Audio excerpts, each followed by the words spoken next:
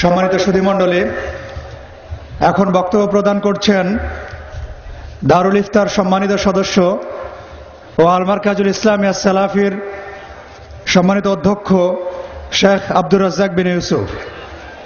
তার বক্তব্যের বিষয় নারীর মর্যাদা প্রতিষ্ঠা ইসলাম। আমি ওস্তাদকে তার বক্তব্য পেশ করার জন্য অনুরোধ করছি। আসসালামু আলাইকুম ওয়া রাহমাতুল্লাহ।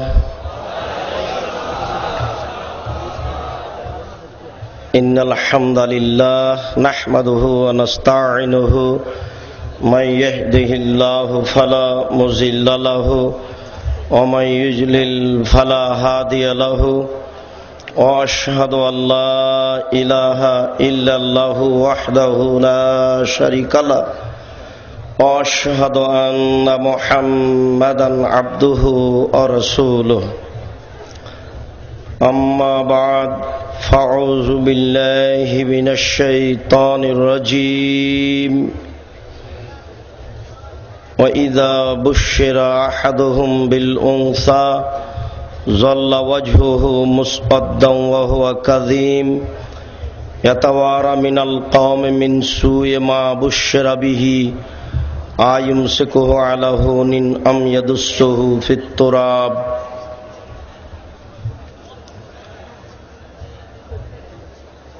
আন আবি সাঈদ আল খুদরি রাদিয়াল্লাহু তাআলা আনহু قال قال رسول الله صلى الله عليه وسلم من عالى ثلاث بنات فعدبهن وزوجهن وأحسن إليهن فله الجنة رواه أبو داود بسند صحيح. عن عبد الله بن مسعود رضي الله تعالى عنه قال قال رسول الله صلى الله عليه وسلم يا معشر الشباب من استطاع منكم الباءة فليتزوج فإنه أغض للبصر وأحسن للفرج فإن لم يستطع فعليه بالصوم فإنه له وجاء رواه البخاري মুসলিম। সম্মানিত উপস্থিতি, প্রশংসা আল্লাহর জন্য, শান্তি অবতীর্ণ হোক আল্লাহর রাসূলের উপর সাল্লাল্লাহু আলাইহি ওয়াসাল্লাম। আজ এই দিনী বৈঠকে আমাদের আলোচ্য বিষয় ইসলামে নারীর মর্যাদা। উল্লিখিত বিষয়ের উপরে সংক্ষিপ্ত আলোচনা করব ইনশাআল্লাহ। প্রারম্ভের আলোচনা হবে জাহেলিয়াতের যুগে নারীর দাম দেওয়া হয়নি, নারীকে মূল্যায়ন করা হয়নি। ইহুদি খ্রিস্টান নারীদের মূল্যায়ন করেনি, হিন্দু নারীদের মূল্যায়ন করে না, একমাত্র ইসলামী নারীদের যথাযথ মূল্যায়ন করে। এ ব্যাপারে আল্লাহ তাআলা নারীদের মর্যাদা উল্লেখ করেছেন। রাসূল সাল্লাল্লাহু আলাইহি ওয়াসাল্লাম নারীদের যথাযথ মূল্যায়ন করেছেন। আমরা ইনশাআল্লাহ সংক্ষিপ্ত হলেও গুরুত্বপূর্ণ তথ্যবহুল বিবরণের চেষ্টা করব। জাহেলিয়াতের যুগে, বন্যতার যুগে, বর্বরতার যুগে নারীদের মূল্যায়ন করা হয়নি। এর নকশা আল্লাহ তাআলা নিজেই উল্লেখ করেছেন। মহান আল্লাহ বলেন, ওয়াইদা বুশিরা আহাদুহুম বিল উনসা, জাহেলিয়াতের যুগে যখন কোন মেয়ের পিতাকে বলা হতো তোমার মেয়ে জন্ম নিয়েছে, তখন তার মুখ কালো হয়ে যেত। মুখ দেখে মনে হতো বিষ পান করেছে, মুখ তার বিবর্ণ হয়ে যেত। ইয়াতাওয়ারা মিনাল কওমি মিন সুয়ে মা বুশিরা বিহি, সে মানুষ সমাজ থেকে লুকিয়ে থাকত এ কারণে যে তাকে বলা হয়েছে তোমার মেয়ে জন্ম নিয়েছে। সে লজ্জায় মানুষ সমাজে যেত না। সে চিন্তা করত কি করি,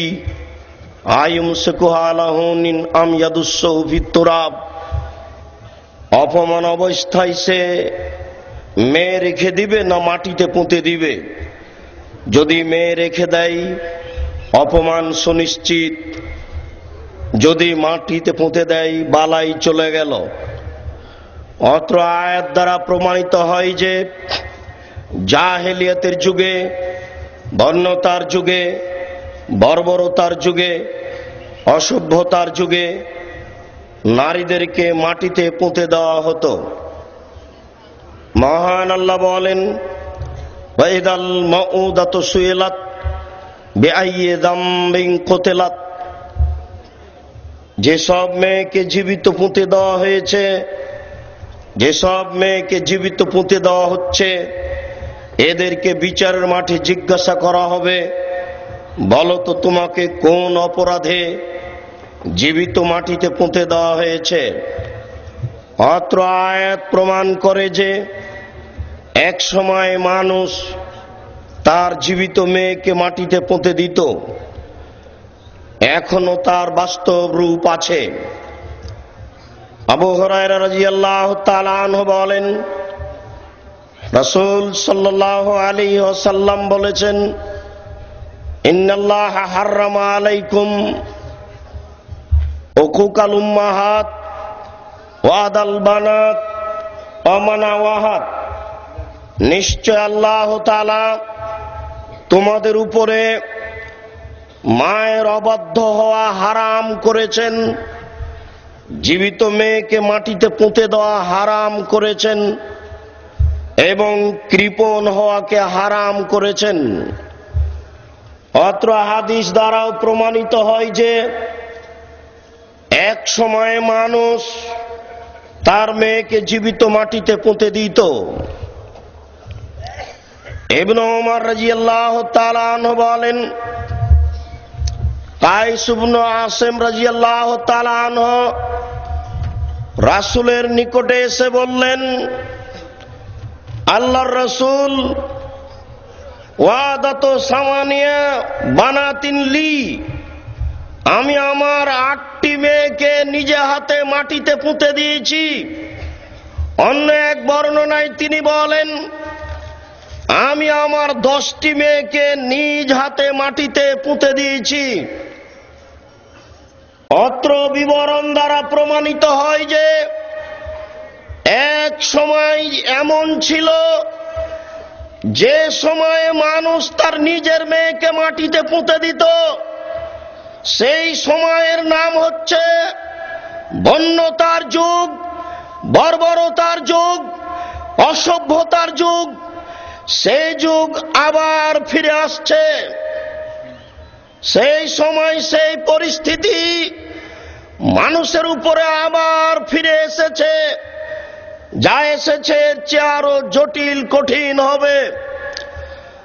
সম্মানিত উপস্থিতি, আমরা পুঁতে দেওয়ার একটা বিবরণ এইভাবে দিতে পারি। উল্লেখ করা হয়েছে যে মেয়ের পিতা মেয়ের মাকে বলতো, মেয়েকে সুন্দরী করে সাজিয়ে দাও। মেয়ের পিতা আগে বাইরে গর্ত খুঁড়ে আসতো, সাজানো মেয়েকে সাথে নিয়ে গিয়ে গর্তের পাশে গিয়ে বলতো, আম্মু গর্তের দিকে লক্ষ্য করো। মেয়ে গর্তের দিকে লক্ষ্য করলে নিজ পিতা পা ধরে উল্টিয়ে গর্তের মধ্যে ফেলে দিয়ে মাটি চাপা দিয়ে পুঁতে দিয়ে চলে আসতো। আমরা এখানে এতটুক বলি যে, বা এতটুক বলতে পারি যে, তাহলে কি তাদের অন্তরে মেয়ের ভালোবাসা ছিল না? তাহলে কি তারা মেয়েকে আদর করত না? তাহলে কি তারা মেয়েকে চুমা চাটা দিয়ে মানুষ করত না? এমন কেন? এটাই পরিস্থিতি। পরিস্থিতি যখন জটিল হয়ে যায়, পরিস্থিতি যখন কঠিন হয়ে যায়, তখন মানুষ আর মেয়েকে আদর করতে পারে না। ওর নামই হচ্ছে জাহেলিয়াত, ওর নামই হচ্ছে বন্যতার যুগ, ওর নামই হচ্ছে বর্বরতার যুগ। আজকে আপনাকে আমি 1 মিনিট দেখাতে পারি এইভাবে। আপনি ঢাকা থেকে আপনার মেয়েকে বলছেন, আম্মু রাজশাহী ট্রেন স্টেশনে নেমেই আগে তুমি হোটেলে খাবা, তারপরে তোমার গন্তব্য স্থানে যাবা। এরপরে আপনি ঢাকা থেকে আপনার ছেলেকে, আপনার ভাতিজাকে মোবাইল করে বলছেন, তোমার বোনকে এইসব ব্যবস্থা করে দিও। আপনি বারবার আম্মু বলে চিৎকার করছেন মোবাইলে, টেলিফোনে, ভাতিজার মাধ্যমে। পরের দিনই ভাতিজা সংবাদ শোনালো, চাচা খালেদা এক ছেলের সাথে বের হয়ে চলে গেছে। তখন আপনি পাল্টা বলছেন, এই মেয়েকে ত্যায্য পুত্র করলাম, এই মেয়েকে যদি আমি পাই তাহলে নিজ হাতে টুকরা টুকরা করে মাটিতে পুঁতে দেব। কালকে যে অন্যভাবে বলছিলেন, আজকে এমন কেন? এর নাম জাহেলিয়াত। পরিস্থিতি যখন উল্টা হয়ে যায় তখন আর মেয়েকে মূল্যায়ন করা যায় না। জাহেলিয়াতের যুগে, বন্যতার যুগে, বর্বরতার যুগে, অসভ্যতার যুগে নারীদের মূল্যায়ন করা হয়নি, তাদের দাম দেওয়া হয়নি, তাদেরকে মাটিতে পুঁতে দেওয়া হয়েছে। ইহুদি খ্রিস্টান নারীদের কোনোদিন দাম দেয়নি। ইহুদি খ্রিস্টান আজও নারীদের মূল্যায়ন করে না। নারীরা যদি ঋতুবতী হয় তাহলে তারা আজও বিছানায় স্পর্শ করতে দেয় না, তারা নিজ বিছানায় আশ্রয় দেয় না। মনে করে যে ঋতুবতী হয়েছে মানে পচে গেছে, নষ্ট হয়ে গেছে, সে মূল্যায়ন করা বস্তু নয়। অথচ আয়েশা রাদিয়াল্লাহু তাআলা আনহা বলেন, আমি একটা গিলাসে পানি পান করার পরে গিলাসে কিছু পানি রেখে গিলাসটা রাসূলের হাতে দিলাম। রাসূল গিলাসের ওখানেই মুখ লাগিয়ে পানি পান করলেন যেখানে আমি মুখ লাগিয়ে পানি পান করেছি, তখন আমি ঋতুবতী। আয়েশা রাদিয়াল্লাহু তাআলা আনহা বলেন, একটা গোশতের টুকরা আমি মুখে দিয়ে ছিঁড়ে খেয়ে রাসূলের হাতে দিয়েছি, রাসূল ওখানে দাঁত লাগিয়ে ছিঁড়ে খেলেন, আমি যেখানে মুখ লাগিয়ে দাঁত লাগিয়ে ছিঁড়ে খেলাম, তখন আমি ঋতুবতী। আয়েশা রাদিয়াল্লাহু তাআলা আনহা বলেন, আল্লাহর নবী আমার উরুরানের উপরে মাথা রেখে কোরআন তেলাওয়াত করেন, তখন আমি ঋতুবতী। উম্মু সালামা রাদিয়াল্লাহু তাআলা আনহা বলেন, একটা চাদরের অর্ধেক আমার গায়ে আছে, অর্ধেক আল্লাহ রাসূলের গায়ে আছে, এই অবস্থায় তিনি সালাত আদায় করেন, তখন আমি ঋতুবতী। ইহুদি খ্রিস্টান নারীদের ঋতু হলে তারা তাদেরকে ঘৃণা করে, মূল্যায়ন করে না। পক্ষান্তরে রাসূল সাল্লাল্লাহু আলাইহি সাল্লাম ঋতু অবস্থায় নারীদেরকে কিভাবে মূল্যায়ন করছেন বলছিলাম। ইহুদি খ্রিস্টান নারীদের মূল্যায়ন করেনি, তারা নারীদের বিবাহের প্রয়োজন মনে করে না। এক নারীর সাথে পিতা অবৈধ সম্পর্ক করতে পারে, ছেলেও অবৈধ সম্পর্ক করতে পারে, তাদের কোনো বাধা নেই, নিষেধ নেই। ছেলে মেয়ে একাকার হয়ে স্কুল কলেজে পড়াশোনা করবে, কেউ কাউকে বাধা দিবে না। জেনা কোনো অন্যায় কাজ নয়। নারী বলতে পতিতালয়ের বস্তু, নারী বলতে তার সাথে অবৈধ সম্পর্ক কোনো পাপের কাজ নয়, সবার জন্য তা বৈধ। তারা তাকে ঘৃণা করে না, এমন একটা ন্যাক্কারজনক নোংরা কাজকে ঘৃণা করে না। তারা স্কুল কলেজে এটাকে অপছন্দ করে না, সামাজিক ভাবেও তারা বলতে গেলে এটাকে অপছন্দ করে না, বরং সবাই একজন আরেকজনের সাথে চলবে, এটাই হচ্ছে তাদের একটা নীতি। এই নোংরা কাজ হচ্ছে তাদের একটা কৃষ্টি কালচার। তারা আজও নারীদের মূল্যায়ন করেনি। অবৈধভাবে যত সন্তান জন্ম নেয়, এই সন্তানগুলিকে লালন পালন করে মুসলিম দেশে যুদ্ধে পাঠায়। এইসব সৈন্য মারা গেলে তাদের ব্যথা প্রকাশ করার কেউ থাকে না। এই হচ্ছে ইহুদি খ্রিস্টান, যারা কোনোদিন নারীদের দাম দেয়নি, আজও দিচ্ছে না, কোনোদিন দিবে না। হিন্দুও নারীদের মূল্যায়ন করেনি। আপনাদের সবার জানা আছে ওই সতীদাহ প্রথা। রাজা রামমোহন রায় 16 বছর মাদ্রাসায় পড়ে একদা গ্রামে আসলো, এসে এক জায়গায় দেখছে যে বেশ সুন্দর করে কাঠ সাজিয়ে একজন মরা মানুষকে রেখে দিয়ে তার জীবিত স্ত্রীকে পাশে রেখে দিয়ে উপরে কাঠ চাপিয়ে তেল ঢেলে দিয়ে আগুন জ্বালিয়ে দিল। পাশে দুই একজন লাঠি নিয়ে দাঁড়িয়ে আছে। ওই জীবিত মেয়ে যখন চিৎকার করে উঠেছে আগুনের তাপে, তখন পাশে যারা লাঠি নিয়ে দাঁড়িয়েছিল তারা পিটতে আরম্ভ করলো এবং বলতে লাগলো এ তো ভূত হয়ে গেছে। রাজা রামমোহন রায় এই দৃশ্য দেখে লর্ড ডায়ালহৌসির কাছে অভিযোগ পেশ করে এই সতীদাহ প্রথা তুলে দিল। এই প্রথা তুলে দিলে কি হবে? আজও মুসলিম তারা তাদের মেয়েকে অর্থ সম্পদ জমি জায়গা দেয় না। যদি তাদের মেয়ে তাদের বাড়ি থেকে চলে যায়, যেদিন বিদায় নিচ্ছে সেই দিনই যা কিছু দেওয়ার দিয়ে দেয়, কিন্তু অংশসূত্রে কোনো অমুসলিম হিন্দু নারী পিতার জমি জায়গা পায় না। তারা তাদের মূল্যায়ন করে না। পক্ষান্তরে নারীদেরকে আল্লাহ মূল্যায়ন করেছেন, আল্লাহ রাসূল মূল্যায়ন করেছেন। আল্লাহ যেভাবে নারীদেরকে মূল্যায়ন করেছেন শুনুন। মহান আল্লাহ বলেন, ওয়াকারনা ফি বুয়ুতিকুন্না ওয়ালা তাবাররাজনা তাবাররুজাল জাহিলিয়াতিল উলা। হে মুসলিম মহিলা, তোমরা বাড়িতে থাকো। বন্যতার যুগে, বর্বরতার যুগে, অসভ্যতার যুগে যেইভাবে প্রদর্শনী দিয়ে চলতো নারীরা, সেইভাবে তোমরা চলো না। আল্লাহ তাআলা বন্যতার যুগের চলচলনের কথা নিজে উল্লেখ করে বলছেন যে তোমরা বাড়িতে থাকো। ওই সময়ে নারীরা যেইভাবে রাস্তাঘাটে চলতো, প্রদর্শনী দিয়ে চলতো, সেভাবে তোমরা চলো না। মহান আল্লাহ নারীদের মর্যাদা উল্লেখ করে বলেন, ইয়া আইয়ুহান নবী কুল্লি আজওয়াজিক ওয়া বানাতিক ওয়া নিসাইল মুমিনিনা ইদনিনা আলাইহিন্না মিন জালাবিবিহিন্না। হে মুহাম্মদ সাল্লাল্লাহু আলাইহি সাল্লাম, আপনি আপনার স্ত্রীদেরকে, আপনি আপনার মেয়েদেরকে এবং সকল মানুষের নারীদেরকে আপনি আদেশ করে দেন অনিসাইহিন্না, এবং নারীদেরকে আদেশ করে দেন ইদনিনা আলাইহিন্না মিন জালাবিবিহিন্না। তারা যেন তাদের চাদরকে মুখের উপরে ঝুলিয়ে নেই, তারা যেন ইসলামী পোশাক পরে বাসা থেকে, বাড়ি থেকে বের হয়। তাহলে হবে এই কাজটা সহজেই তাদেরকে চিনা যাবে, এরা হবে ভালো নারী এবং তাদের প্রতি অন্যায় করা হবে না, তাদেরকে উত্ত্যক্ত করা হবে না, তাদের সাথে ইফটিজিং এর কোনো পদক্ষেপ গ্রহণ করা হবে না।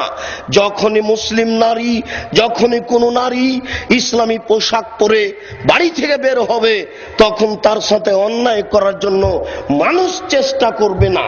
তাই আল্লাহ তাআলা বলছেন নারীদের মর্যাদা উল্লেখ করে, ওয়াইদা সালতুমুহুন্না মাতান ফাসআলুহুন্না মিন ওরায়ে হিজাব যালিকুম আতহারু কুলুবিকুম ওয়া কুলুবিহিন্না। হে দুনিয়ার মানুষ, তোমরা যদি নারীর কাছে কিছু চাও, যদি তোমাদের কোনো কিছু প্রয়োজন হয়, তাহলে তোমরা অন্তরাল থেকে, আড় থেকে পর্দা করে তাদের কাছে জিনিস গ্রহণ করো, তাদের সাথে কথা বলো। এইভাবে অন্তরাল থেকে কথা বলা, আড় থেকে কথা বলা, এই কাজটা হবে তোমাদের অন্তরের জন্য অধিক পবিত্রতার মাধ্যম এবং তাদেরও অন্তরের জন্য বড় পবিত্রতার মাধ্যম হবে। অন্তরাল রেখে, অন্তরাল বজায় রেখে যদি নারীদের সাথে চলাচল করা হয়, তাহলে অন্যায় অবিচারে লিপ্ত হওয়ার সুযোগ মানুষের থাকবে না। আল্লাহ তাআলা নারীদের এই মর্যাদা উল্লেখ করে নারীদেরকে সম্মান সহকারে রাখার জন্য যথাযথভাবে মানুষের সামনে বিধান পেশ করেছেন, কিন্তু মানুষ তা বুঝতে চায় না, মানুষ তা মূল্যায়ন করতে চায় না।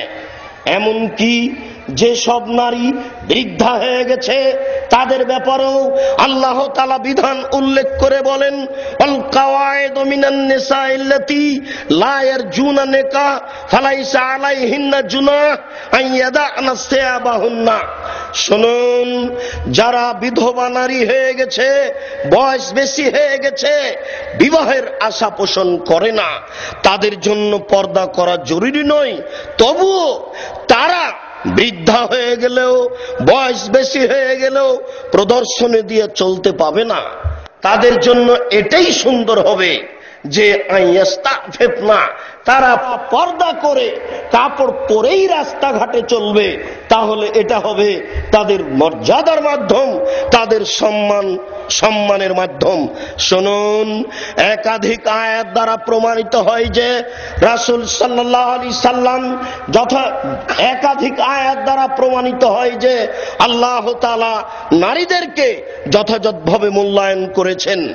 রাসূল সাল্লাল্লাহু আলাইহি সাল্লাম নারীদের মূল্যায়ন করে বলেন, আনাস রাদিয়াল্লাহু তাআলা আনহু বলেন, রাসূল সাল্লাল্লাহু আলাইহি ওয়াসাল্লাম বলেছেন, মান আলা জারিয়াতাইনে, কেউ যদি দুইজন মেয়ে লালন পালন করে, মান আলা জারিয়াতাইনে, কেউ যদি দুইজন মেয়ে লালন পালন করে, হাত্তা তাবলুগা, বয়স্কা হওয়া পর্যন্ত, একটা পর্যায় পর্যন্ত যদি কোনো মানুষ দুইজন মেয়েকে লালন পালন করে, রাসূল সাল্লাল্লাহু আলাইহি সাল্লাম বলছেন, হুয়া ওয়া আনা ফিল জান্নাতে হাকাজা ওয়া জাম্মা সাবিহু।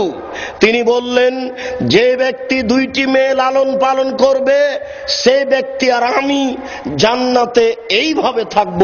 আঙ্গুল দুটি সামনে ধরে জমা করে নিলেন। এই আঙ্গুল দুটি জমা করলে যেমন পাশাপাশি হয়ে যায়, যে ব্যক্তি দুইটি মেয়েকে লালন পালন করলো, বড় করলো, এই ব্যক্তি আর আমি মুহাম্মদ সাল্লাল্লাহু আলাইহি সাল্লাম জান্নাতে এইভাবে থাকব। শুনুন, দুইটা মেয়ে নয়, 10টা ছেলেকে যদি উচ্চ শিক্ষা দান করেন, এরপরেও আপনি আল্লাহর রাসূলের সাথে জান্নাতে থাকবেন, এ কথা আল্লাহ রাসূল বলেননি। আল্লাহ রাসূল নারীদের কিভাবে মর্যাদা উল্লেখ করেছেন আসলে আমাদের অবগতিতে নেই। উকবা ইবনে আমির রাদিয়াল্লাহু তাআলা আনহু বলেন, রাসূল সাল্লাল্লাহু আলাইহি ওয়াসাল্লাম বলেছেন, মান কুন্না সালাসু বানাতিন, কারো যদি 3টি মেয়ে হয়, ফাসাবারা আলাইহিন্না, 3টি মেয়েকে যদি ধৈর্য সহকারে মেনে নেয়, ওয়া তামাহুন্না, যদি তাদের খাদ্য জগিয়ে থাকে, ওয়া সাকাহুন্না, তাদের যদি পানীয় জগিয়ে থাকে, ওয়া কাসাহুন্না, যদি তাদের পরিধান পোশাক জগিয়ে থাকে, মিন জাদাতিহি, নিজ পরিশ্রমে, কুন্নালাহু হিজাবান মিনান নার, তাহলে এই 3টি মেয়ে তার জন্য জাহান্নাম থেকে অন্তরাল হয়ে যাবে।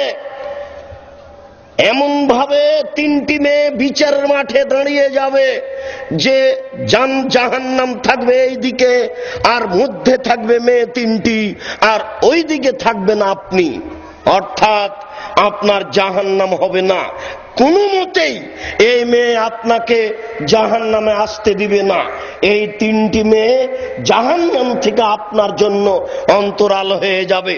আপনি আবার বোঝার চেষ্টা করুন। শুনুন, নারীদের মর্যাদা আল্লাহ রাসূল যেভাবে উল্লেখ করেন, মানুষ জানে না নারীর মর্যাদা, মানুষ জানে না রাসূলের পরিচয়, মানুষ জানে না, জানার চেষ্টাও করে না, পশু প্রাণীর মতো খায় থাকে, দিন কাটায়। রাসূল সাল্লাল্লাহু আলাইহি ওয়াসাল্লাম বলেন, মান কুন্না লাহু সালাসু বানাতিন, কারো যদি 3টি মেয়ে জন্ম নেয়, কারো যদি 3টি মেয়ে থাকে, ফাতামাহুন্না, তাকে যদি সে খাদ্য দিয়ে থাকে, ওয়াসাকাহুন্না, তাদের যদিও পানির ব্যবস্থা করে থাকে, ওয়াকাসাহুন্না, তাদের যদি পোশাকের ব্যবস্থা করে থাকে, মিন জাদাতিহি, নিজ পরিশ্রমে, কুন্নালাহু হিজাবান মিনান নার, এই মেয়ে 3টি তার জন্য জাহান্নাম থেকে অন্তরাল হয়ে যাবে। এই লোক জাহান্নামে যাবে না, এই লোক জান্নাতে যাবে। আবু সাঈদ খুদরি রাদিয়াল্লাহু তাআলা আনহু বলেন, রাসূল সাল্লাল্লাহু আলাইহি ওয়াসাল্লাম বলেছেন, মান আলা সালাসা বানাতিন, কেউ যদি 3টি মেয়ের লালন পালন করে, আতামাহুন্না, তাকে খাদ্য দিয়ে থাকে, আদাবাহুন্না, তার যদি শিষ্টাচারের ব্যবস্থা করে থাকে, ওয়াজাওয়াজাহুন্না, তার যদি বিবাহের ব্যবস্থা করে থাকে, ওয়াহসানা ইলাইহিন্না, তাদের সাথে যদি সুন্দর আচরণ করে থাকে। এই হাদিসে আরো 2টি দায়িত্ব বেশি হয়ে গেল। আগের হাদিসে ছিল খাদ্যের ব্যবস্থা, পানির ব্যবস্থা, কাপড়ের ব্যবস্থা। অত্র হাদিসে আরো 2টি দায়িত্ব বেশি হয়েছে।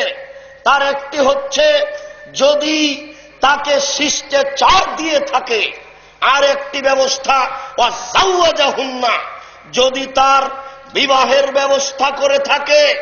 আর একটি দায়িত্ব ওয়াহসানা ইলাইহিন্না, যদি তাদের সাথে সুন্দর আচরণ করে থাকে। পরস্পর 3টি মেয়ে হলে সুন্দর আচরণ করা কঠিন, যেটা মুহতারাম আমিরে জামাত একটু আগে বলছিলেন।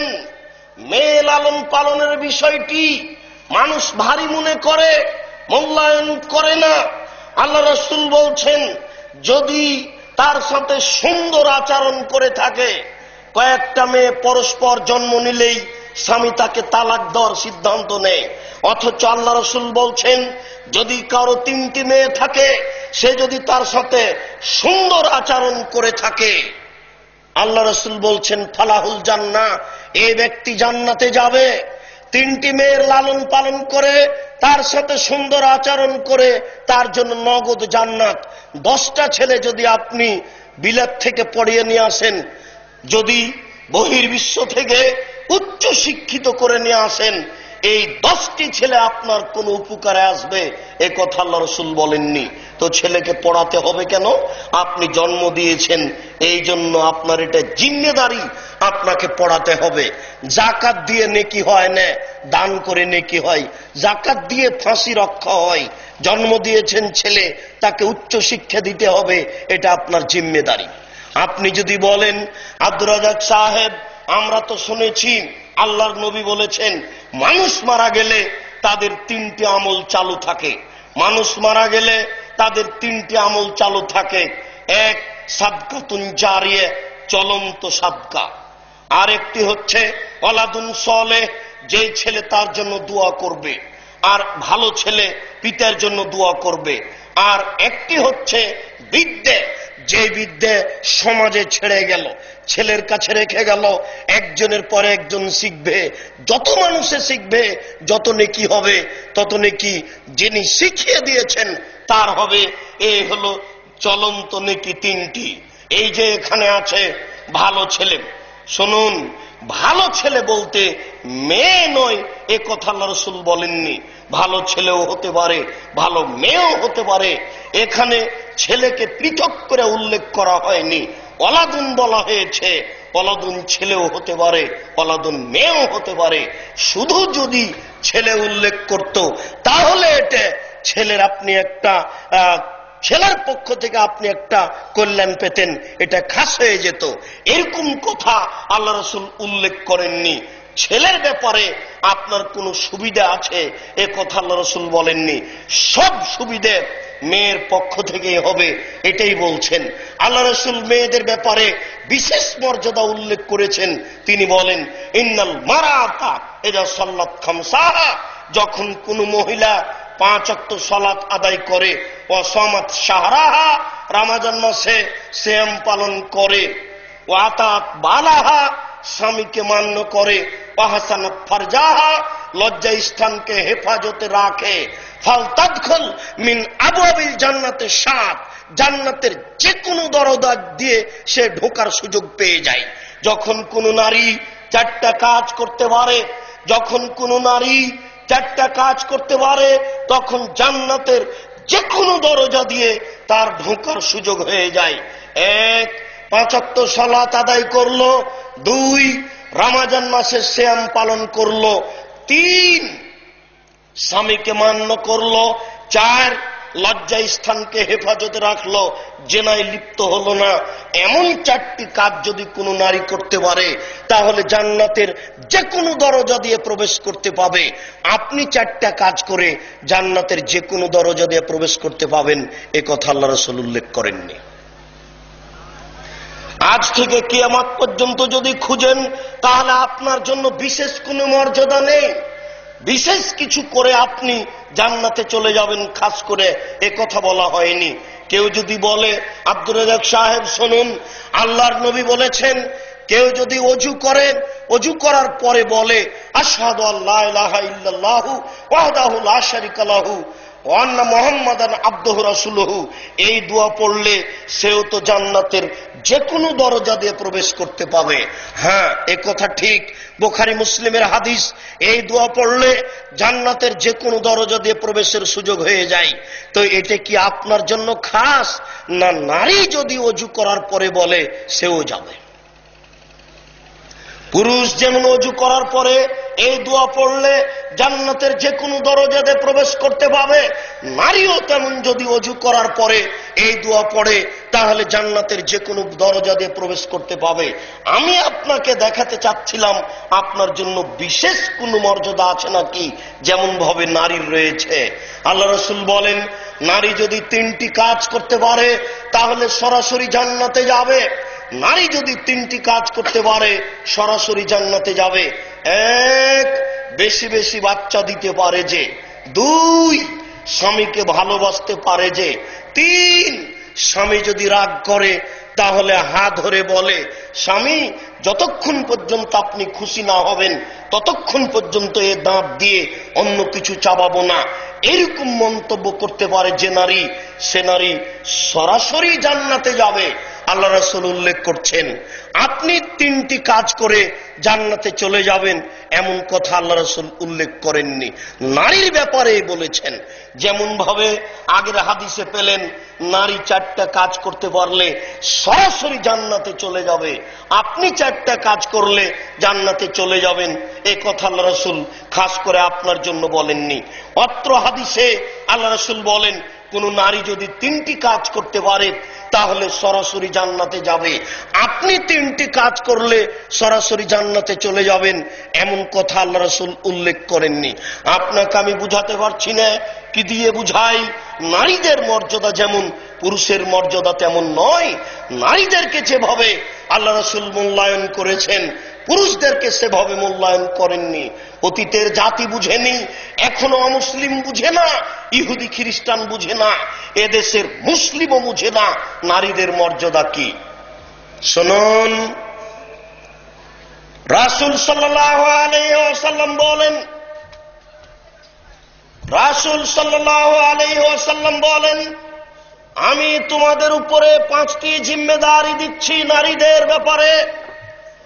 আমি তোমাদের উপরে 5টি জিম্মেদারি দিচ্ছি নারীদের ব্যাপারে।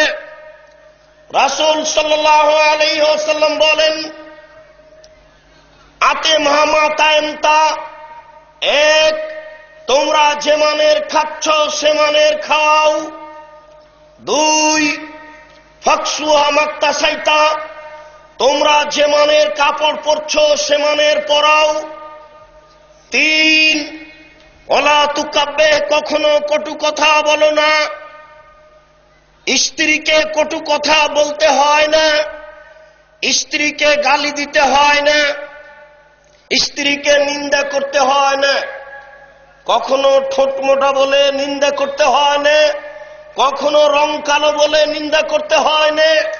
তার বুদ্ধি কম, আপনি যদি এরকম কটু মন্তব্য করেন তাহলে আপনার সাথে তার ভালোবাসা কেটে যাবে, আপনার সাথে তার আন্তরিকতা কেটে যাবে, আপনাকে সে যথাযথ মূল্যায়ন করতে পারবে না। সংসারে কোনো সময় যদি তর্ক বিতর্ক হয় তাহলে আপনি জয়ী হওয়ার চেষ্টা করিয়েন না।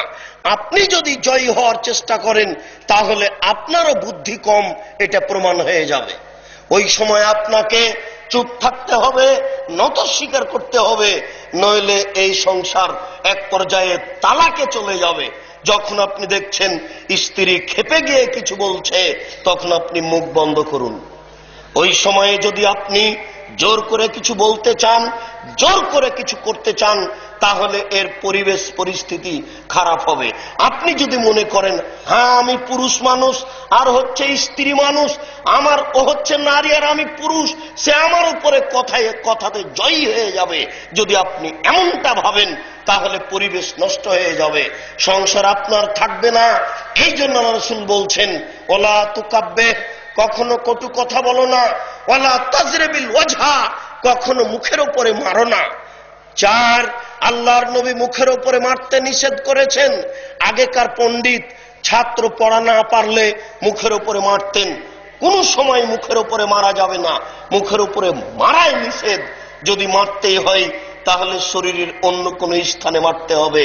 আল্লাহ রাসূল এমনিতেই মুখের উপরে মারতে নিষেধ করেছেন। তিনি বলেন ওয়ালা তাতরুখা ওয়ালা তাহজুরহা ইল্লা ফিল বাইত, তুমি তোমার বাড়ি ছাড়া তাকে অন্য কোথাও থাকতে দিও না, তুমি তোমার বাড়ি ছাড়া তাকে অন্য কোথাও যেতে দিও না। শুনুন, এই 5টি জিম্মেদারি আপনার স্ত্রীর ব্যাপারে আপনার উপরে চাপানো হয়েছে, তার মর্যাদা রক্ষা করার জন্য, তার সম্মান রক্ষা করার জন্য। ও বাড়িতেই থাকবে, জরুরি প্রয়োজন ছাড়া বাড়ি ত্যাগ করতে পাবে না। চাচির বাড়ি যেতে পাবে না, খালার বাড়ি যেতে পাবে না, ফুফুর বাড়ি যেতে পাবে না, হাটে বাজারে যেতে পাবে না। আপনি বাড়িতে আছেন, ও বাজারে গেল কেন? এটা আপনার কাপুরুষের পরিচয়। কেন বাজারে যাবে? আপনি বাড়িতে থাকবেন। আশ্চর্য, আল্লাহ রাসূল বলছেন 5টি জিম্মেদারি তোমাদের উপরে চাপিয়ে দেওয়া হলো, তোমরা তো সেই জিম্মেদারি পালন করো, স্ত্রীকে মূল্যায়ন করো। 1, তোমরা যে মানের খাচ্ছ তাদের সে মানের খাওয়াবে। 2, তোমরা যে মানের পড়ছো সে মানের পড়াবে। 3, কখনো কটু কথা বলবে না। 4, কখনো মুখের উপরে মারবে না। 5, নিজের বাড়ি ছাড়া অন্য কোথাও থাকতে দিবে না, অন্য কোথাও যেতে দিবে না। জরুরি প্রয়োজন ছাড়া আপনার স্ত্রী বাড়ি ত্যাগ করতে পারে না। আপনাকে এ ব্যাপারে কঠিন ভাবে সতর্ক করো। তো আরো বলতে চাচ্ছি, আল্লাহ রাসূলের কথাগুলিকে মূল্যায়ন করুন, তাহলে আপনি আপনার স্ত্রীকে মূল্যায়ন করতে পারবেন, নারী জাতি সম্মান পাবে। আবু হুরায়রা রাদিয়াল্লাহু তাআলা আনহু বলেন, রাসূল সাল্লাল্লাহু আলাইহি সাল্লাম বলেছেন, ফাস্তাউসাউ বিন্নিসায়ে খায়রান, তোমরা সর্বদা নারীদেরকে ভালো উপদেশ দাও, তোমরা সর্বদা নারীদেরকে ভালো উপদেশ দাও। কোন সময় তাদের উপরে কঠোর হয়েও না, কোন সময় তাদের গালি দিও না, কোন সময় তাদের নিন্দা করো না, কোন সময় তাদেরকে অবমাননা করার চেষ্টা করো না। সব সময় তোমরা তাদেরকে মূল্যায়ন করো। রাসূল সাল্লাল্লাহু আলাইহি সাল্লাম বিদায় হজের দিন জোরালো ভাষণ দিয়ে বললেন, শোনো, ইত্তাকুল্লাহ ফিন নিসায়ে, নারীদের ব্যাপারে তোমরা আল্লাহকে ভয় করো। দেখো, নারীদের ব্যাপারে তোমরা আল্লাহকে ভয় করো। তোমরা তাদেরকে গ্রহণ করেছ আল্লাহর নিরাপত্তায়, তোমরা তাদেরকে গ্রহণ করেছ আল্লাহর নিরাপত্তায়। ওয়াস্তাহলালতুম ফুরুজাহুন্না বেকালিমাতিল্লাহে, তোমরা তাদের লজ্জা স্থানকে বৈধ করেছ আল্লাহর কালেমায়, আল্লাহর বিধানের মাধ্যম দিয়ে তোমরা তাদের লজ্জা স্থান বৈধ করেছ। শোনো, তোমরা তাদেরকে আল্লাহর নিরাপত্তায় বাড়ি নিয়ে এসেছ। অতএব তাদেরকে যথাযথ মূল্যায়ন করো, ওদেরকে খাওয়ার ব্যবস্থা দাও, ওদের থাকার ব্যবস্থা দাও, ওদের পোশাকের ব্যবস্থা দাও। কখনো ওদের উপরে কঠোরতা করো না, কখনো ওদেরকে গালমন্দ দিও না। এটা রাসূল সাল্লাল্লাহু আলাইহি সাল্লাম বিদায় হজের দিন কঠিন ভাবে কিয়ামত পর্যন্ত জাতিকে বলে গেলেন নারীকে মূল্যায়ন করার জন্য। তাই তো রাসূল সাল্লাল্লাহু আলাইহি সাল্লাম বলেন, আব্দুল্লাহ ইবনে মাসউদ রাদিয়াল্লাহু তাআলা আনহু বলেন, রাসূল সাল্লাল্লাহু আলাইহি ওয়াসাল্লাম বলেছেন, নারীদের মর্যাদা উল্লেখ করতে গিয়ে, ইয়া মাশারাশ শাবাব, হে যুবক দল, মানিস্তাতা মিনকুমুল বাত ফালিয়াতাজাওয়াজ, তোমাদের যাদের পয়সা আছে তারা যেন বিবাহ করে। এমনিতেই পয়সা নেই, আপনি একজন নিঃস্ব মানুষ আর একজন নারীকে নিয়ে আসবেন, আপনি তাকে মূল্যায়ন করতে পারবেন না, এটা ঠিক নয়। এ কারণে রাসূল সাল্লাল্লাহু আলাইহি ওয়াসাল্লাম বলেন, শোনো, নারীকে বাড়িতে নিয়ে তুমি তোমার ব্যবস্থা গ্রহণ করো। শোনো, পেশাবখানা লাগবে, পায়খানা লাগবে, গোসলখানা লাগবে, বৈঠকখানা লাগবে, মোহর লাগবে, শারীরিক ক্ষমতা লাগবে, এতগুলির নাম হচ্ছে ক্ষমতা। রাসূল সাল্লাল্লাহু আলাইহি সাল্লাম বলেন, নারীকে বাড়ি নিয়ে আসার পূর্বে তুমি প্রস্তুতি গ্রহণ করো। ও হচ্ছে সম্মানী বস্তু, ওকে মূল্যায়ন করতে হবে, ওকে ঘেরে রাখতে হবে, ওকে ঢেকে রাখতে হবে, আল্লাহর বিধান পালন করতে হবে তাকে নিয়ে আসার পূর্বেই। এই জন্য অপ্রস্তুতি অবস্থায় নারী বাড়িতে নিয়ে আসা যাবে না। আল্লাহ রাসূল পরের বাক্যে কঠিন ভাবে বলছেন, ফাইল্লাম ইস্তাতে, যদিও না পারে, যদি তার পক্ষে সম্ভব না হয়, যদিও না পারে, যদি তার পক্ষে সম্ভব না হয়, ফাইন্নাহু লাহু বেজা, তাহলে তার জন্য ফালাইহি বিসম, তাহলে সে যেন শ্যাম পালন করে, ফাইন্নাহু লাহু বেজা। এটাই হচ্ছে তার যৌবনকে দমন করার মাধ্যম। পয়সা নেই, বাড়িঘর নেই, বিবাহ করতে পাবে না। যদি বিবাহ করে নারীর অবমাননা হবে, এটাই ইসলাম গ্রহণ করে না। এই জন্য এই সময়ে সে বিবাহ করতে পাবে না, রোজা থাকবে। শুনুন, আব্দুল্লাহ ইবনে মাসউদ রাদিয়াল্লাহু তাআলা আনহু বলেন, আব্দুল্লাহ ইবনে আমর রাদিয়াল্লাহু তাআলা আনহু বলেন, রাসূল সাল্লাল্লাহু আলাইহি সাল্লাম বলেছেন, আদ-দুনিয়া কুল্লুহা মাতা ওয়া খায়রু মাতাই দুনিয়া আল মারাতু সালেহা। সারা পৃথিবী সম্পদ, গোটা পৃথিবী টাকা, আর সবচেয়ে দামি সম্পদ হচ্ছে আল মারাতু সালেহা, ভালো স্ত্রী। দেখেন, সারা পৃথিবীর কোন বস্তু সম্পদ নয়, সবচেয়ে দামি সম্পদ হচ্ছে নারী। সারা পৃথিবীর কোন বস্তু দামি সম্পদ নয়। হীরা যত দামি বস্তু, আপনার ভালো স্ত্রী তার যে অনেক অনেক অনেক দামি বস্তু।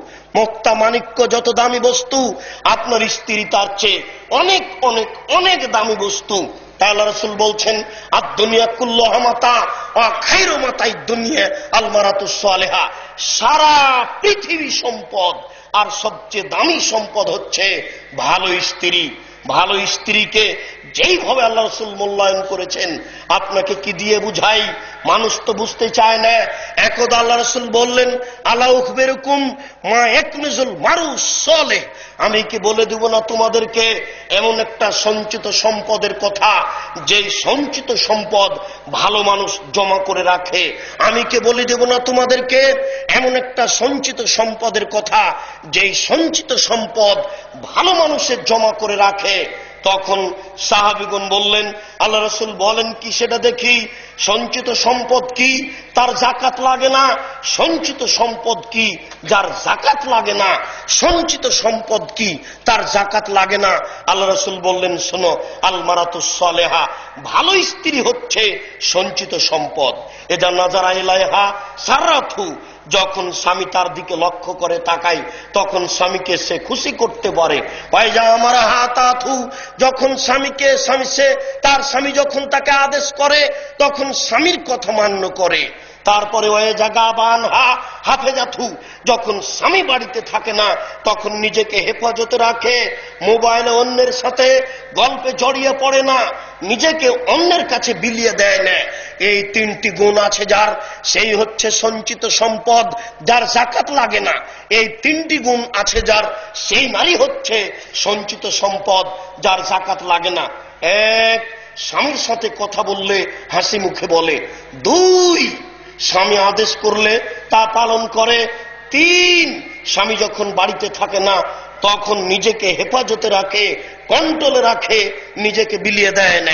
শুনুন, সাহাবান রাদিয়াল্লাহু তাআলা আনহু বলেন, আমরা যদি জানতাম কোনটি সঞ্চিত সম্পদ জমা করে রাখতে হয়, আমরা যদি জানতাম কোনটি সঞ্চিত সম্পদ জমা করে রাখতে হয়, তাহলে আমরা জমা করে রাখতাম। কিন্তু আমরা অবগত হচ্ছি না কোনটি সঞ্চিত সম্পদ। এই কথা শুনে আল্লাহ রাসূল বললেন, শোনো, মানুষের জীবনে সবচেয়ে দামি সঞ্চিত সম্পদ হচ্ছে লিসানুন যাকির, ওই জিহ্বা যে জিহ্বা সুবহানাল্লাহ বলে, আলহামদুলিল্লাহ বলে, আল্লাহু আকবার বলে। রাসূল সাল্লাল্লাহু আলাইহি সাল্লাম বলেন, মানুষের জীবনে সবচেয়ে দামি সঞ্চিত সম্পদ হচ্ছে লিসানুন যাকির, ওই জিহ্বা যে জিহ্বা সুবহানাল্লাহ বলে, আলহামদুলিল্লাহ বলে, আল্লাহু আকবার বলে। এরপরে সঞ্চিত সম্পদ হচ্ছে কালবুন শাকির, ওই অন্তর, যে অন্তর শুকরিয়া আদায় করতে পারে, যে অন্তর আল্লাহর শুকরিয়া আদায় করে, যে অল্পতেই তুষ্ট হয়ে যায়, যে অল্পতেই খুশি হয়ে যায়, সেই অন্তর হচ্ছে সঞ্চিত সম্পদ। এই কথা বলার পরে আল্লাহ রাসূল বলছেন, আল মারাতুস সালেহা, ভালো স্ত্রীও সঞ্চিত সম্পদ। আল্লাজি তুইনু যাওজাহা আলা দীনিহি, যে ব্যক্তি তার স্ত্রীকে, যে ব্যক্তি তার স্বামীকে তার দ্বীনের উপরে সহযোগিতা করতে পারে, সেই স্ত্রী হচ্ছে সঞ্চিত সম্পদ। যে নারী তার স্বামীকে তার দ্বীনের উপরে সহযোগিতা করতে পারে, সে হচ্ছে সঞ্চিত সম্পদ। যে নারী তার স্বামীকে তার দ্বীনের উপরে সহযোগিতা করতে পারে, সেই নারী হচ্ছে সঞ্চিত সম্পদ। এশার নামাজের আগে স্বামী ঘুমিয়ে গেছে, সেই স্বামীকে বলে, না, নামাজ না পড়ে ঘুমানো হবে না। রাত 12টায় বাড়িতে ঢুকেছে, সেই স্বামীকে বলে, দেখেন, এইভাবে দিন রাত বাহিরে কাটিয়ে এই সকাল 8টায় ঘুম থেকে উঠা ঠিক নয়। এশার সালাতের পরে পরেই বাড়িতে এসে শুয়ে যাবেন, সময়ে জাগতে পারবেন, আল্লাহকে ডাকতে পারবেন, এই বৈশিষ্ট্য গ্রহণ করুন। এমন কথা বলতে পারে যে নারী, সেই হচ্ছে সঞ্চিত সম্পদ। রাসূল সাল্লাল্লাহু আলাইহি সাল্লাম বললেন, আরবাউন লিসাদা, 4টি জিনিস লাগে সুখময় জীবনের জন্য, আনন্দময় জীবনের জন্য 4টি জিনিস লাগে। দেখুন, আপনি তার সিরিয়ালে আসছেন না। আল্লাহ রাসূল বলছেন, আনন্দময় জীবনের জন্য 4টি জিনিস লাগে। তার 1 নম্বর হচ্ছে আল মারাতুস সালেহা, ভালো স্ত্রী। ভালো স্ত্রী হচ্ছে মানুষের জীবনে আনন্দ আনার একটা বড় মাধ্যম। পৃথিবীতে এর চেয়ে কোনো বড় মাধ্যম নাই, যার মাধ্যম দিয়ে মানুষ তার জীবনকে সুন্দর করতে পারে, সুখী করতে পারে। মানুষের জীবনে সুখ আসার, শান্তি আসার সবচেয়ে বড় মাধ্যম হচ্ছে আল মারাতুস সালেহা, ভালো স্ত্রী। 2 নম্বর মাধ্যম হচ্ছে আল জারুস সালেহ, ভালো প্রতিবেশী। ভালো প্রতিবেশী হলে জীবিকা নির্বাহ করে শান্তি পাওয়া যায়। 3য় মাধ্যম হচ্ছে আল মারকাবুল হানি, একটা ভালো যানবাহন, ভালো গাড়ি হোক, ভালো আপনার ঘোড়া হোক, ভালো আপনার মোটরসাইকেল হোক, যেটাই হোক না কেন, যেটা সহজে নষ্ট হয় না, এমন বস্তু যদি আপনার থাকে, তাহলে আপনার জীবনে আনন্দ আসবে। 4 আল বাইতুল ওয়াসিম, ঘর যদি প্রশস্ত হয়, অন্তত মেহমান যেখানে বসে সেই ঘরটা যদি প্রশস্ত হয়, তাহলে আপনি শান্তি পাবেন। মেহমানের ঘর যদি সংকীর্ণ হয়, তাহলে চেয়ার রাখলে সোফা ধরে না, সোফা ধরলে চেয়ার ধরে না, মানুষের বসার সুবিধা হয় না, সালাত আদায় করা যায় না, মেহমানকে খাওয়ার দেওয়ার ব্যবস্থা করা যায় না। ওই রুম যদি বড় হয়, তাহলে আপনি মেহমানকে খাওয়িয়ে বসে শান্তি পান। এই জন্য আল্লাহ রাসূল বলছেন, আনন্দময় জীবনের জন্য 4টি জিনিস লাগে। 1 ভালো স্ত্রী, 2 ভালো প্রতিবেশী, 3 ভালো যানবাহন, 4 প্রশস্ত ঘর। এই 4টি জিনিস থাকলে মানুষ তার জীবনে শান্তি ভোগ করতে পারে। 1 নম্বরে আল্লাহ রাসূল বলেছেন ভালো স্ত্রী। শুনুন, আব্দুল্লাহ ইবনে উমর রাদিয়াল্লাহু তাআলা আনহু বলেন, রাসূল সাল্লাল্লাহু আলাইহি ওয়াসাল্লাম বলেছেন যে নারীদেরকে আল্লাহর রাসূল সৃষ্টি করেছেন কেন, এটা যদি মানুষ বুঝতো, নারীদেরকে কেন সৃষ্টি করেছে এটা যদি মানুষ বুঝতো, তাহলে সত্যিকারই তাদেরকে যথাযথ মূল্যায়ন করত। আসলে মানুষ বুঝতে চায় না নারীদেরকে আল্লাহ কেন সৃষ্টি করেছেন। মহান আল্লাহ বলছেন, অমিন আয়াতিহি, আল্লাহ তাআলার একটি গুরুত্বপূর্ণ জোরালো নিদর্শন হচ্ছে যে তোমাদের মধ্য থেকে তোমাদের স্ত্রীদেরকে সৃষ্টি করা হয়েছে, তোমাদের মধ্য থেকে তোমাদের স্ত্রীদেরকে সৃষ্টি করা হয়েছে লিতাসকুনু ইলাইহা, যেন তোমরা ওখানে শান্তি তৃপ্তি পাও, যেন সেখানে তোমরা শান্তি পাও, যেন তোমরা সেখানে সুখ পাও। নারী হচ্ছে সুখের বস্তু, এটা মানুষ বুঝে না। নারী হচ্ছে আনন্দের বস্তু, এটা মানুষ বুঝে না। এই কারণে নারীকে মাঠে ঘাটে পাঠাচ্ছে, চাকরিতে পাঠাচ্ছে, অথচ তাদেরকে দেশ পরিচালনার জন্য সৃষ্টি করা হয়নি, অথচ তাদেরকে আয় উপার্জনের জন্য সৃষ্টি করা হয়নি। আল্লাহ রাসূল বলছেন জীবিকা নির্বাহের ব্যবস্থা তোমার হাতে রয়েছে, তোমাদের হাতে রয়েছে। তোমাদেরকে ব্যবস্থা করতে হবে, তার খাওয়ার ব্যবস্থা, তার থাকার ব্যবস্থা, তার পরের ব্যবস্থা তাকে নিজে করতে হবে না। কিন্তু বর্তমান যুগে নারী বুঝলো না, ওই জাহেলিয়াত আবার ফিরে আসলো, বন্যতা আবার ফিরে আসলো, বর্বরত আবার ফিরে আসলো, মানুষ উল্টা পথে চলল। শুনুন, এই কারণে রাসূল সাল্লাল্লাহু আলাইহি সাল্লাম বলছেন যেহেতু নারী সুখের মাধ্যম, এই জন্য বিবাহের সূচনাতে আমি যেটা পছন্দ করছি তোমরা সেটা পছন্দ করো, তোমাদের জীবনে সুখ শান্তি ফিরে আসবে। আল্লাহ রাসূল বলছেন তুনকাহুল মারাত লিআরবাইন, মেয়েদেরকে বিবাহ করা হয় চারটা জিনিস দেখে। আল্লাহ রাসূল এইগুলি দেখতে বলেননি, তিনি বলছেন মেয়েদেরকে বিবাহ করা হয় চারটে জিনিস দেখে। এটা পুরুষের বৈশিষ্ট্য, এটা পুরুষের গতি, এটা পুরুষের নীতি। তারা বিবাহ করলে চারটে জিনিস দেখে। এক, লে মালেহা, দেখে মেয়েটা ধনী কিনা, অর্থ সম্পদ আছে কিনা। দুই, বলে হাসাবেহা, মেয়েটা বংশীয় কিনা। তিন, বলে জামালেহা, মেয়েটা সুন্দরী কিনা। চার, বলে দিনেহা, মেয়েটা ধার্মিক কিনা। আমি মোহাম্মদ সাল্লাল্লাহু আলাইহি সাল্লাম উপরের তিনটে বলিনি, আমি বলছি ফাজফর বেজাতির দিন, তোমরা ধার্মিকতাকে প্রাধান্য দাও, ধার্মিক মেয়েকে বিবাহ করো, তাহলে তোমরা সুখ পাবা, শান্তি পাবা। শুনুন, তাদের মর্যাদা উল্লেখ করতে গিয়ে আল্লাহ রাসূল বলছেন ইন্নাল মারাতা লা তুবাসিরুল মারাতাল মারাতা ফাতানাতুহা লিজাওজিহা কান্নাহু ইয়ানজুরু ইলাইহা। নারী এমন ঘেরে রাখা বস্তু, নারী এমন ঢেকে রাখা বস্তু, নারী এমন ঘেরে রাখা বস্তু, নারী এমন ঢেকে রাখা বস্তু যেন কোনো নারী কোনো নারীর গায়ে হাত না লাগায়, যেন কোনো নারী কোন নারীর গায়ে হাত না লাগায়। ফাতানাতুহা লিজাওজিহা, যদি তার গায়ে হাত লাগায় তাহলে সে বুঝতে পারবে তার শরীর নরম না শক্ত। তখন সে তার স্বামীর সামনে বিবরণ দিবে যে শোনো, খালেদার শরীর এত নরম, তার মাথার চুল লম্বা লম্বা, কুচকুচে কালো, এরকম বিবরণ সে তার স্বামীর সামনে দিবে। তখন তার স্বামী অন্তরের চোখে ওই মহিলাকে দেখবে। এটাও একটা নাজায়েজ কাজ। তাহলে রাসূল বলছেন সাবধান, কোন নারীকে যেন কোন পুরুষ অন্তরের চোখে না ভাবে, কোন নারীকে যেন কোন পুরুষ অন্তরের চোখে না ভাবে।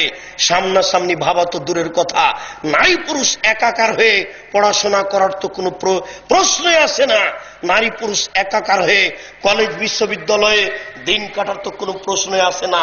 এই ৩ নম্বর শ্রেণীর বোকা নারীগুলি যদি এইভাবে সম অধিকারের দাবিতে মাঠে না নেমে এই দেশের নারী সরকারকে বলতে পারত যে শুনুন, আমাদের একটা দাবি রক্ষা করুন, এই বাংলাদেশের মাটিতে ঢাকা বিশ্ববিদ্যালয়ের মতো আরো 20টা বিশ্ববিদ্যালয় করতে হবে, যেখানে কর্মচারীও হবে নারী, শিক্ষিকা তো নারী হবেই, কর্মচারীও নারী হবে, কোনো পুরুষ থাকবে না।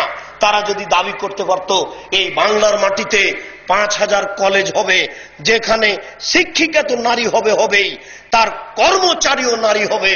তারা যদি দাবি করতে পারত যে 50,000 স্কুল হবে, যেখানে শিক্ষিকা তো নারী হবেই, কর্মচারীও নারী হবে, তাহলে নারী তার মর্যাদা রক্ষা করতে পারত, তার মান রক্ষা করতে পারত। আপনাকে কি দিয়ে বুঝাই? আসলে নারী বুঝলো না তাদের মর্যাদা, দেশের নেতা নেত্রী বুঝলো না তাদের মর্যাদা, শিক্ষামন্ত্রী বুঝলো না তাদের মর্যাদা, জাতি বুঝলো না নারীদের মর্যাদা। সেই জন্য জাহেলিয়াতের যুগ, বন্যতার যুগ, বর্বরতার যুগ আবার ফিরে আসলো। আবার মানুষ মেয়েকে আবার পুঁতে দিতে শিখলো। কম্পিউটারে দেখলো যে পেটে মেয়ে সন্তান আছে, তখন স্ত্রীকে নিয়ে গিয়ে হাসপাতালে নিয়ে গিয়ে বাচ্চা নষ্ট করে দিল। আবার জাহেলিয়াত ফিরে এসেছে। আবার নারীদেরকে মূল্যায়ন করার যোগ্যতা পুরুষ হারিয়ে দিয়েছে, তাই নারীদেরকে আবার অবমাননা করা হচ্ছে। সম্মানিত দিনী ভাই, অন্যদিন আরো আমরা বিস্তারিত বিষয়টি নিয়ে আলোচনা করব। আজকের মতো এই পর্যন্ত আলোচনা করেই সংক্ষিপ্ত আলোচনা এখানে শেষ করছি। আল্লাহ, তুমি আমাদের সঠিক বুঝার তৌফিক দান করো, আমরা যেন নারীদেরকে মূল্যায়ন করতে পারি, আমরা যেন তাদেরকে যথাযথ দাম দিতে পারি। আল্লাহ, যেভাবে তুমি তাদেরকে সৃষ্টি করেছ সেই মর্যাদা দিয়ে যেন আমরা জীবিকা নির্বাহ করতে পারি। আল্লাহ, আমাদের যারা মারা গেছে তুমি তাদের কবরের শাস্তি মাফ করো। আমরা যারা অসুস্থ তুমি তাদের আরোগ্য দান করো। আমরা যারা বেঁচে আছি তুমি তাদেরকে তোমার রাসূলের পদ্ধতি অনুযায়ী চলার তৌফিক দান কর আল্লাহুম্মা। মানুষ মৃত্যুর পর তার বামে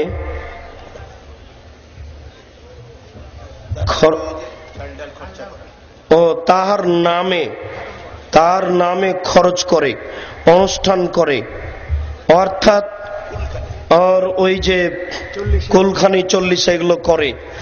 যারা ওই মরা মানুষের নামে গরু ছাগল জবাই করে খাওয়ার ব্যবস্থা করে, এতে দুইটা হারাম আছে, শিরক আছে, বিদআত আছে।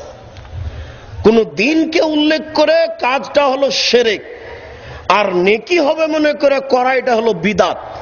মানে দুই দিক দিয়ে এই কাজটা হারাম। মানুষের নামে যেমন কোরআন মাজিদ পড়ে কোন নেকি পৌঁছানো যায় না, গরু ছাগল জবাই করে মানুষকে খাওয়িয়ে নেকি পৌঁছানো যাবে না। সাথে সাথে মরা মানুষের নামে যেটা করা হয় সেটা সাদকা। তে ধনী মানুষগুলো সাদকা খায় কি করে? ওরাও কি ফকির নাকি? ওরাও কি ভিক্ষুক? নইলে খায় অংশগ্রহণ করে কেন? মরা মানুষের নামে যেটা করা হয় সেটা সাদকা। ওই ধনী মানুষটাই ফকিরের জিনিস, মানুষের ময়লা খায় কি করে? এগুলো হচ্ছে বোকা মানুষের কাজ। এরকম কাজ করলে শিরকও হয়, বেদাতও হয়, মহাপাপ। এই পাপ ত্যাগ করতে হবে। আল্লাহ আমাদের বুঝার তৌফিক দান করুক। আল্লাহুম্মা আমিন। সুবহানাকা আল্লাহুম্মা ওয়া বিহামদিকা আশহাদু আল্লা ইলাহা ইল্লা আনতা আস্তাগফিরুকা ওয়া আতুবু ইলাইক। আসসালামু আলাইকুম।